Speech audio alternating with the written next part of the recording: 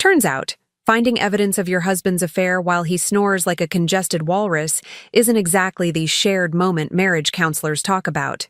My name is Petra Caldwell.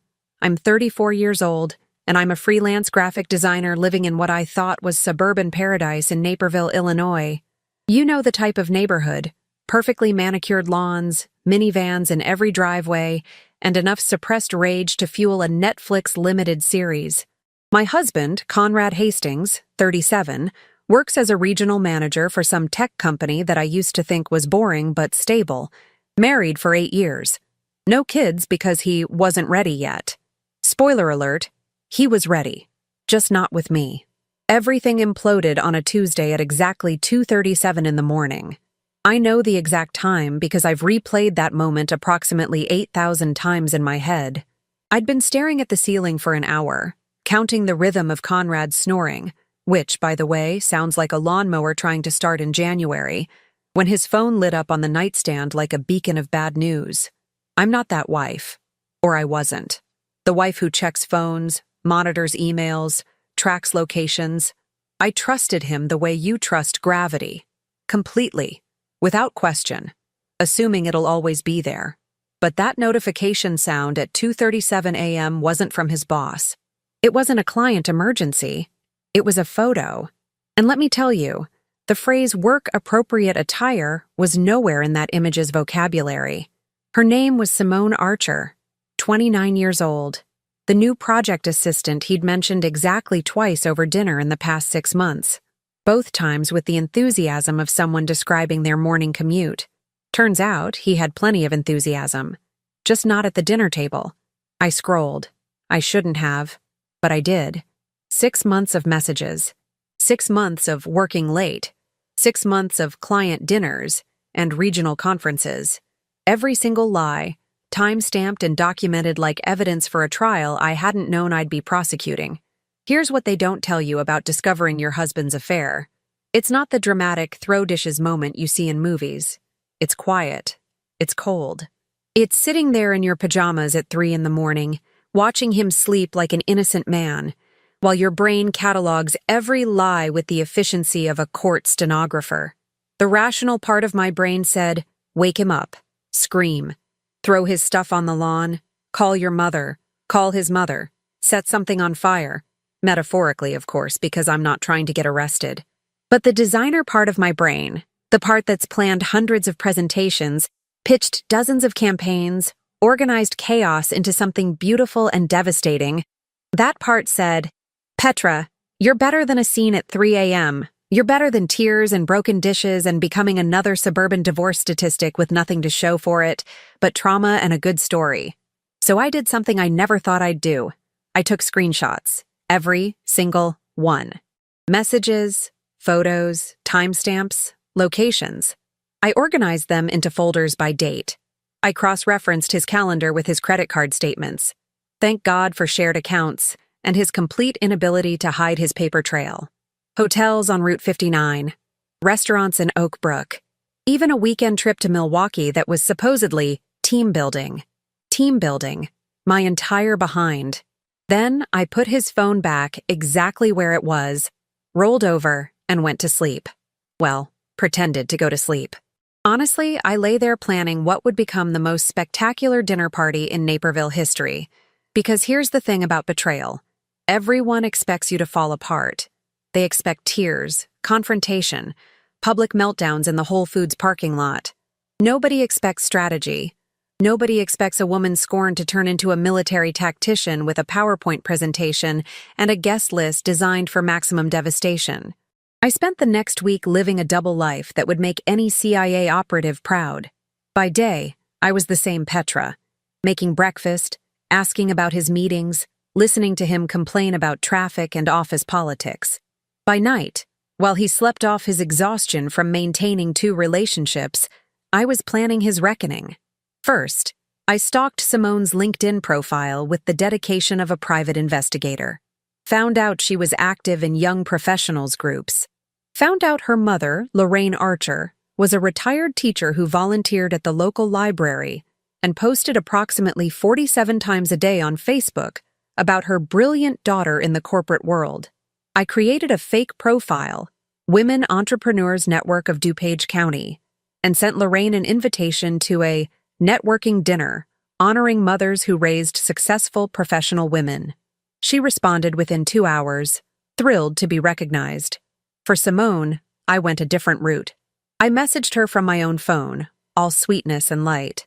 Hi, Conrad mentioned you've been going through some family challenges lately. We'd love to have you over for a casual Sunday dinner. Just a small gathering to get to know his colleagues better. Very informal. She said yes. Of course she said yes. Probably thought it was her chance to play house with my husband in my actual house. The audacity was almost impressive. Then came the pièce de résistance. I invited Conrad's parents, Wallace and Opal Hastings, the kind of conservative Midwestern couple who still think divorce is a personal failing, and marriage is sacred as Sunday church. I invited his younger brother, Archer. Yes, the irony of his name wasn't lost on me. And his very pregnant fiancée, Elsie, who was already stressed about wedding planning and didn't need this drama but was about to get it anyway. Conrad suspected nothing. Men like him never do. They think compartmentalization is a superpower instead of a ticking time bomb. He came home every night, kissed my forehead, asked about my day, and slept like a man with nothing to hide. Meanwhile, I was building his downfall one slide at a time on his old laptop, the one he never used anymore because he'd gotten a new one from work. The password was still Rusty 2015, named after his childhood dog. Men are so predictable, it's almost boring. By Friday, everything was ready. The slideshow, the guest list, the seating chart designed for maximum discomfort, the roast that would cook at exactly 350 degrees for exactly 3 hours. Because if I was going to destroy my marriage, I was going to do it with a perfectly prepared meal. Sunday arrived. Clear skies, 72 degrees, perfect autumn weather in Naperville. The kind of day that makes you believe in fresh starts and second chances. Neither of which Conrad was going to get. The guests started arriving at 5:30 p.m., right on schedule. Wallace and Opal came first, because punctuality is apparently a Hastings family religion. Opal brought her famous green bean casserole, the one with the crispy onions on top that nobody actually likes but everyone pretends to love because she's been making it since the Reagan administration. "Petra, darling, you look wonderful," Opal said, kissing my cheek. She smelled like Chanel No. 5 in judgment. "Conrad's been working so hard lately. I'm glad you're doing something special for him." Oh, Opal, if you only knew how special this was going to be. Conrad was in the kitchen, panic sweating through his button-down shirt. "Why didn't you tell me you were inviting everyone?" he whispered when his parents went to the living room. "And why is Simone coming? That's weird, Petra. That's really weird." I smiled sweetly, the same smile I'd used when he told me he had to work late for the 47th time. "You said she was having family troubles. I thought it would be nice. You talk about her all the time." I didn't. He didn't. But watching him process that lie was absolutely delicious. "I don't talk about her all the time," he stammered. "Sure you do, honey. Just last week you mentioned how dedicated she is, how she stays late to help with projects, how professional she is." Each word landed like a small blade. "I figured anyone that important to your work life should meet your actual life." He looked like he wanted to argue, but Archer and Elsie arrived, cutting off whatever pathetic excuse he was formulating. Elsie was 6 months pregnant and glowing in that way that made me wonder what my life would have looked like if Conrad had actually wanted children with me. She hugged me tight. "Thank you so much for hosting," Elsie said.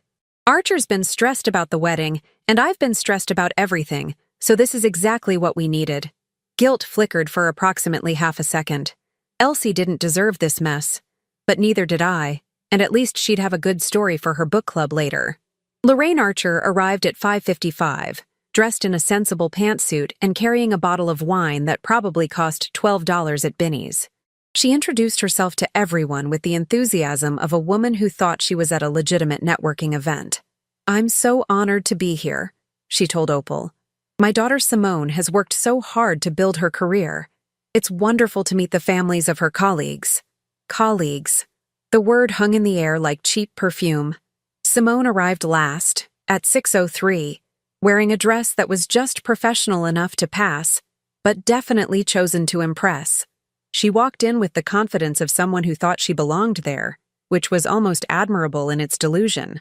Conrad's face went from red to white to something approaching gray. "Simone," I said warmly, taking her coat. "I'm so glad you could make it. Conrad talks about you constantly." She smiled, uncertain. "Oh, that's so sweet. Thank you for inviting me, Mrs. Hastings." "Mrs. Hastings." She called me Mrs. Hastings while sleeping with my husband. The sheer audacity could have powered the entire electrical grid of Illinois. Dinner started normally enough. I'd made a pot roast that could win awards, roasted vegetables that looked like they belonged in a magazine, and mashed potatoes so creamy they could make you forget your troubles, temporarily. The table was set with our wedding china, the good crystal glasses, and cloth napkins I'd ironed that morning while listening to a podcast about financial planning during divorce. Wallace dominated the conversation with stories about his golf game. Opal asked Elsie approximately 90 questions about the baby's nursery. Archer complained about the cost of wedding venues. Lorraine talked about her volunteer work at the library. Simone picked at her food, clearly confused about why she was seated directly across from Conrad's mother at a family dinner. Conrad barely touched his plate. He kept drinking wine like it was his job, refilling his glass every time it hit half empty. I could see the calculations running behind his eyes. How does Petra know? What does she know? How do I get out of this? You don't, sweetheart. There's no exit strategy for this particular conference room. Around 7:15, after everyone had eaten and the conversation had settled into that comfortable post-dinner lull, I stood up and gently tapped my knife against my crystal glass. The sound cut through the chatter like a church bell at a funeral. "I just want to say a few words," I announced, smiling at each face around the table. "First, thank you all for being here tonight. Family is so important, don't you think? And knowing the people your loved ones spend time with, that's important too." Conrad's hand gripped his wine glass so hard I thought it might shatter. "Conrad and I have been married for 8 wonderful years," I continued. "And in that time, he's worked incredibly hard at his career. Late nights, weekend trips, conferences, client dinners. He's given so much to his job." I paused, letting that sink in. "Sometimes I've felt like I barely see him, like he has this whole other life at work that I'm not part of." Opal nodded sympathetically. "Corporate life is demanding, dear." "It is," I agreed, "which is why I wanted to get to know the people he spends so much time with. Like Simone here, who's been working closely with Conrad on several important projects over the past 6 months." Simone shifted in her seat. Lorraine beamed with motherly pride. Conrad looked like he wanted to spontaneously combust.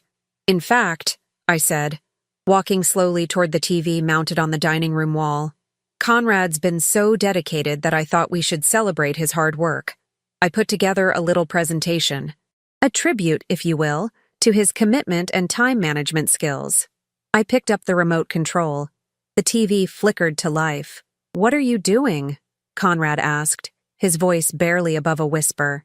"Just sharing some memories, honey," I said sweetly. "After all, isn't that what family dinners are for?"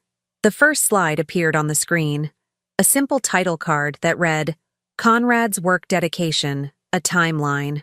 The second slide showed a calendar grid for the past 6 months, with certain dates highlighted in red.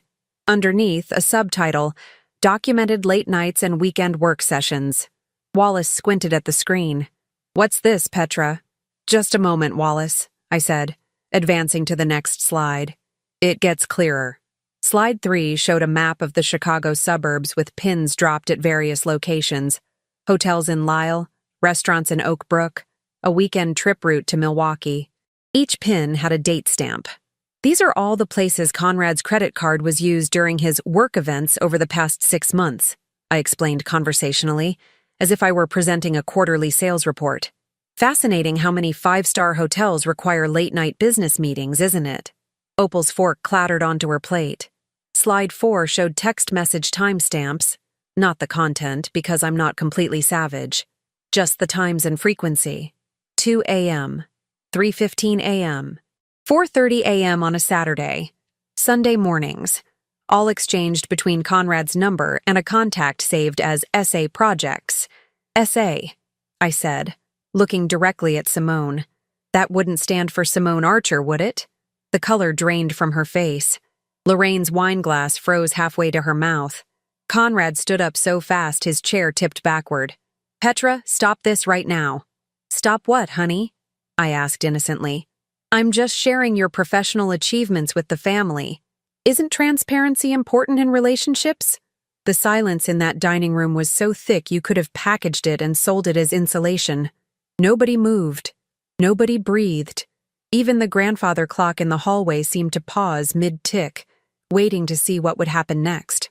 Lorraine was the first to break. She set down her wine glass with surgical precision, turned to her daughter, and said in a voice that could freeze lava, Simone Marie Archer, get your purse. We're leaving. Mom, I can explain, Simone started, her voice cracking. Explain what? Lorraine stood up, her chair scraping against the hardwood floor like nails on a chalkboard. Explain how you're having an affair with a married man? Explain how you just sat at his wife's table and ate her food while pretending to be a colleague? She looked at me, and I saw something unexpected in her eyes. Genuine remorse. Mrs. Hastings, I am deeply sorry. I raised her better than this. I know you did, I said quietly. And I meant it. This wasn't Lorraine's fault. She hadn't signed up for this particular brand of humiliation any more than I had. Simone grabbed her purse, tears streaming down her face, mascara creating abstract art on her cheeks. She looked at Conrad once. Just once. Like she expected him to defend her, to say something, to do anything. He stared at his plate like it held the secrets of the universe. As Lorraine steered her daughter toward the door, she paused next to Conrad's chair. You, she said, her voice dropping to a whisper that somehow carried more weight than a shout, are a coward and a disgrace. I hope that presentation haunts you for the rest of your miserable life. The front door closed behind them with a decisive click that sounded like punctuation at the end of a very ugly sentence. That's when Opal spoke. She hadn't moved from her seat, hadn't touched her food, hadn't even blinked during the entire presentation. She looked at Conrad with an expression I couldn't quite read, something between disappointment and recognition. You're just like your father, she said softly. Wallace's face went from confused to pale to something approaching panic. Opal, don't what, Wallace? She turned to him now, decades of suppressed rage suddenly visible. Don't tell the truth? Don't acknowledge that this family apparently has a genetic predisposition to breaking promises? She looked back at Conrad. Your father had an affair 23 years ago. With his secretary. Very original, Wallace. Archer's mouth fell open. Elsie's hand went to her pregnant belly in an instinctive protective gesture. I felt like I'd stumbled into someone else's family therapy session, except I was still the host. I stayed. Opal continued, her voice eerily calm. I stayed because divorce wasn't something our generation did easily. I stayed because we had 2 boys to raise. I stayed because I was stupid enough to believe that forgiveness and time would heal everything. She stood up, smoothing her skirt with hands that trembled slightly. I was wrong. Some things don't heal. They just learn to hide better. She walked around the table and did something I never expected. She hugged me. Actually hugged me, her Chanel No. 5 enveloping me like armor. You're stronger than I was, she whispered in my ear. Don't make my mistakes. Get a good lawyer. Take everything. And whatever you do, don't forgive him just because it's easier than starting over. She pulled back, reached into her purse and handed me a business card. Martin Fletcher. He's a divorce attorney, the best in DuPage County. Tell him Opal Hastings sent you. She paused, her eyes meeting mine with unexpected understanding. I filed for divorce 3 weeks ago. Nobody knows yet. Not the extended family, not the neighbors, not even Archer. I've been carrying that secret like a stone in my chest. Her voice softened. But watching you tonight, watching you refuse to protect someone who didn't protect you, I realize I don't have to carry it alone anymore. Call Martin on Monday. Tell him to give you the same fierce representation he's giving me. We'll walk this path together, just a few weeks apart. Wallace stood up, his face red. Opal, you can't just announce this here. I can announce it anywhere I want, Wallace. You lost your vote in my decisions 23 years ago. She looked at Conrad again. Get help. Get therapy. Get whatever you need to figure out why you think other people's trust is disposable. But don't expect your wife to wait around while you figure it out. She picked up her purse and her green bean casserole, because waste not, want not, even during emotional nuclear explosions, and walked toward the door. Wallace scrambled after her, muttering apologies that sounded hollow even to my ears. After they left, Archer finally spoke. What the actual heck just happened? I think we just witnessed the most eventful Sunday dinner in Naperville history, Elsie said, her voice shaky. She looked at me with something like awe. That took guts, Petra. Or insanity, I said, sinking into my chair. The adrenaline was wearing off, replaced by the surreal realization that I'd just orchestrated the social equivalent of a controlled demolition. I'm honestly not sure which.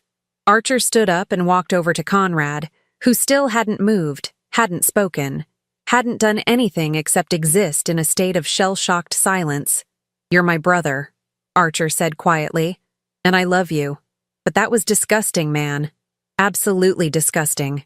He took Elsie's hand, and they left too, leaving me alone with my husband in a dining room full of half-eaten food and the wreckage of 8 years of marriage. Conrad finally looked up at me. His eyes were red, his face blotchy, his expensive shirt wrinkled from stress sweat. I'm sorry, he said, and it sounded so small, so inadequate, so pointless. You're sorry, I repeated, tasting the words. They felt like sand in my mouth. You're sorry for which part exactly? The 6 months of lying? The affair itself? Getting caught? Being humiliated in front of your family? Or are you sorry that you're about to lose everything because you couldn't keep your marriage vows and your work life separate? All of it, he said desperately. Petra, I never meant for this to happen. It just... Don't! I cut him off. Don't you dare say it just happened. Like you accidentally tripped and fell into a relationship with someone 11 years younger than you. You made choices. Every single day for 6 months, you chose her over me. You chose lies over truth. You chose late-night texts over coming home to your wife. I want to fix this, he said, reaching for my hand across the table. I pulled away like he was contagious. Maybe he was. Maybe betrayal was infectious, and I needed to quarantine myself before I caught whatever made people think their actions didn't have consequences. You can't fix this, Conrad. You can't fix what you deliberately broke. I stood up, suddenly exhausted. I'm going to bed. You're sleeping in the guest room. Tomorrow morning, I'm calling Martin Fletcher. And you're going to start looking for an apartment, because this house was a wedding gift from your parents. And I'm fairly certain after tonight's revelations, they're going to be on my side during the divorce proceedings. I walked toward the stairs, then paused and turned back. He looked so small sitting there at our dining room table, surrounded by the ruins of the life we'd built. A tiny part of me, the part that remembered falling in love with him 9 years ago, felt something like pity. The rest of me felt nothing but cold, calculated determination. By the way, I said conversationally, I documented everything. Every message, every location, every lie. I've been keeping records for a week, and before you think about deleting anything or trying to cover your tracks, I've already backed it all up to 3 separate cloud services and emailed copies to myself and my attorney. Yes, I got my own attorney 3 days ago. I've also opened a separate bank account and transferred exactly half of our joint savings, which is my legal right. The credit cards are frozen. I've changed the passwords on all our shared accounts. And I contacted your HR department this morning with an anonymous tip about inappropriate workplace relationships, complete with documentation. His face went from pale to gray. You did what? I protected myself, Conrad. That's what adults do when they realize they're in a burning building. They find the exit before the roof caves in. I started up the stairs. Oh, and one more thing. That slideshow is already uploaded to a private cloud folder. If you try to contest anything in the divorce, if you try to play games with assets or make this difficult, I'll send it to everyone we know. Your colleagues, your boss, your golf buddies. Every single person on your LinkedIn network. You wouldn't, he said, but his voice had no conviction. Try me, I said. You clearly don't know me as well as you thought you did. Monday morning arrived with the kind of crisp October sunshine that makes you believe in new beginnings. I woke up at 6 a.m. sharp, made myself a perfect cup of coffee, and called Martin Fletcher before Conrad's alarm even went off.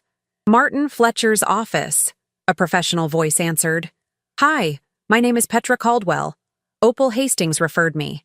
I need to file for divorce, and I need to do it today." There was a pause, then a knowing chuckle. "Opal warned me you might be calling. She said, and I quote, 'Brilliant woman, finally woke up, get her everything. Can you be here at 9? I'll be there at 8:30. I was there at 8:15, actually, with 3 flash drives containing every piece of evidence I'd collected, printed bank statements, credit card records, and a timeline so detailed it would make a forensic accountant weep with joy." Martin took one look at my documentation and whistled low. "Mrs. Caldwell, in 23 years of practice, I've never seen someone come this prepared." He flipped through the organized folders, each labeled and dated. "Most people show up emotional and empty-handed. You showed up with a prosecution-ready case file."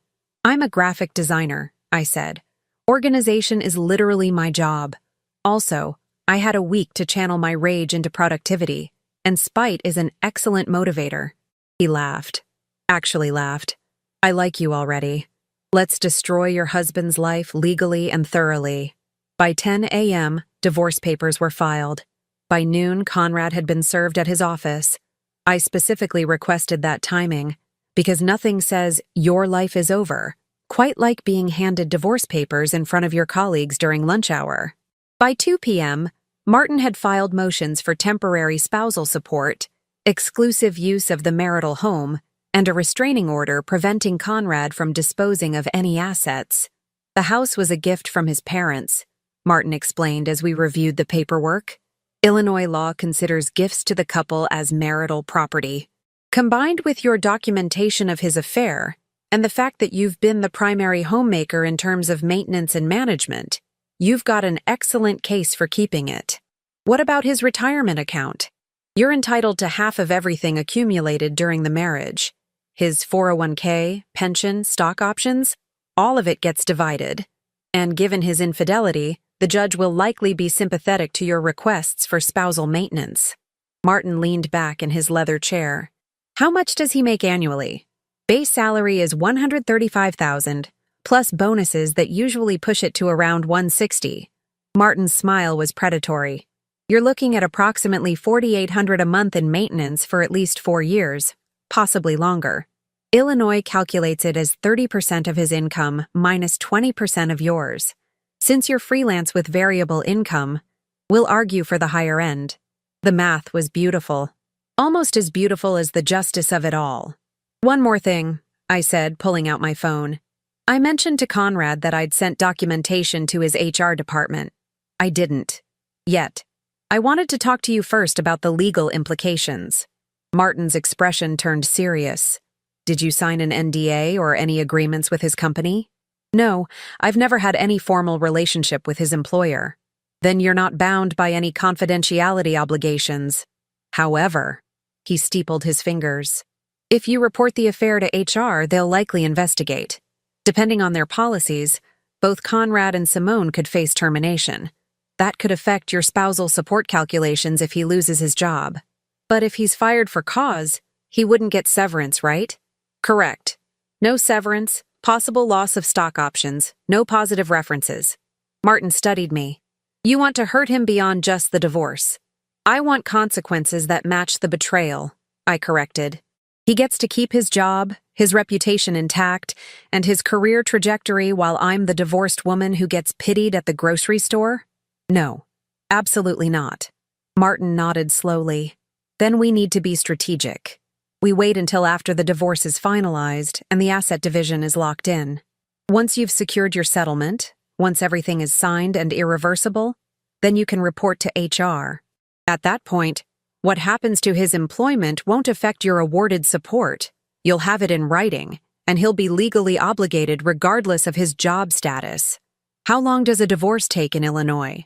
With his level of cooperation, or lack thereof, probably 6 to 8 months.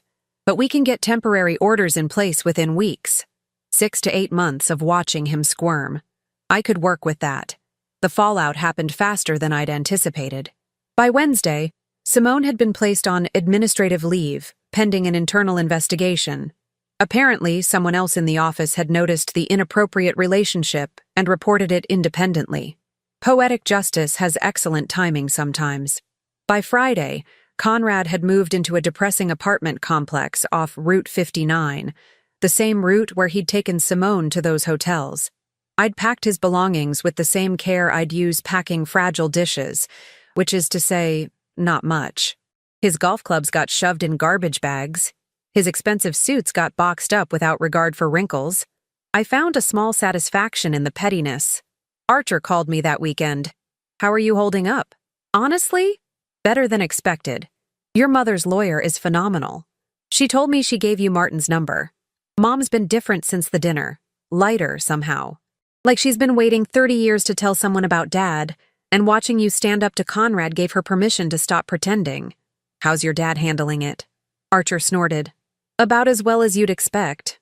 He's staying at the house, but they're living completely separate lives. She moved into the guest wing, changed all her passwords, and hired her own financial advisor. It's like watching someone wake up from a really long nap and decide they're done with being tired." "Good for her," I said, and meant it. "Conrad's been calling me," Archer admitted. "Asking if I've talked to you. Asking if there's any chance you'd reconsider. I told him he's delusional." "What did he say?" "That he made a mistake. That he loves you. That he'll do anything to fix it." Archer paused. "I told him that some things can't be fixed. You can't unburn a bridge after you've already doused it in gasoline and thrown a match." November arrived cold and gray, matching Conrad's prospects. The temporary hearing happened 3 weeks after I filed.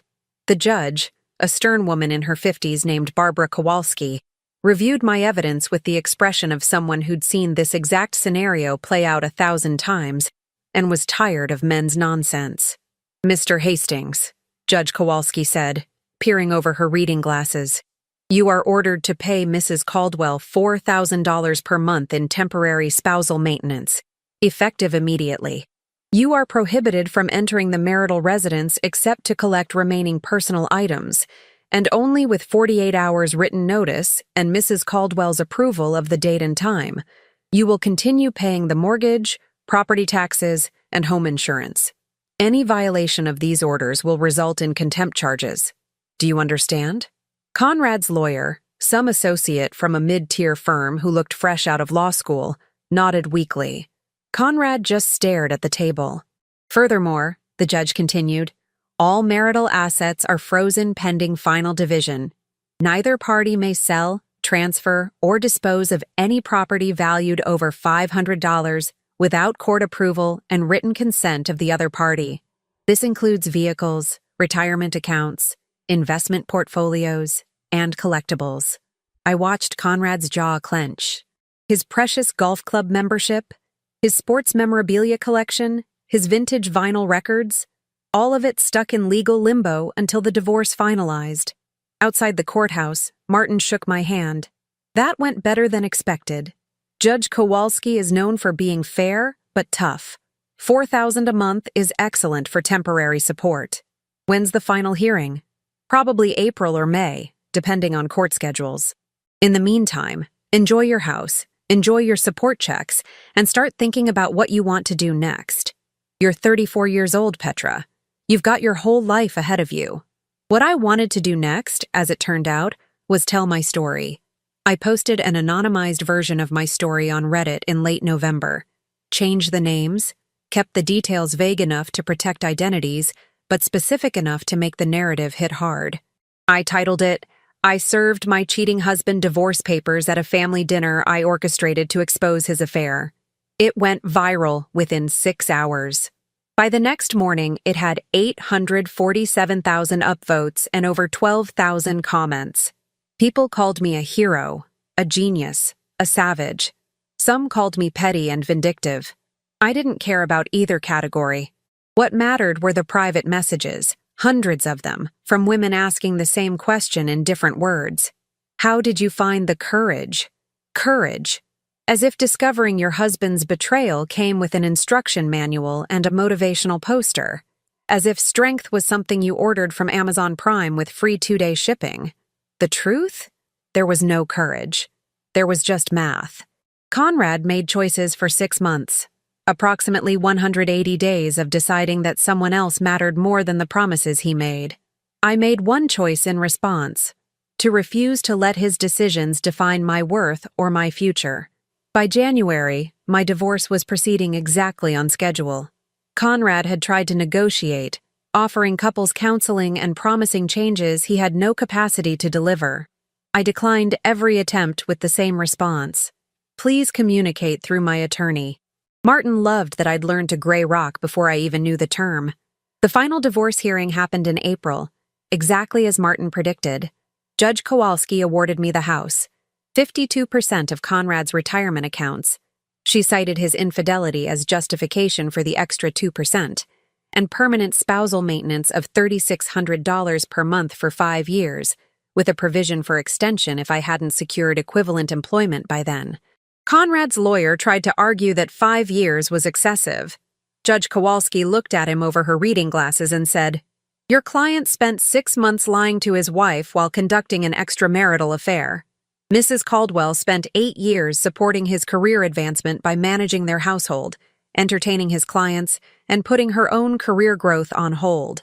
5 years of support is not only fair, it's generous to your client." Motion denied. I walked out of that courthouse owning my home free and clear. Conrad had to refinance to buy out the mortgage as part of the settlement, with a check for $72,000 representing my share of liquid assets, and a monthly income that gave me the freedom to rebuild on my terms. 2 weeks after the divorce finalized, I sent the complete documentation to Conrad's HR department as promised. They completed their investigation within 10 days. Both Conrad and Simone were terminated for violation of the company's ethics policy regarding workplace relationships, particularly those involving power dynamics between supervisors and subordinates.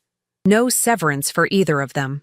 I hear Conrad's working for a smaller firm now, making about 60% of his previous salary. The support payments keep coming like clockwork, though.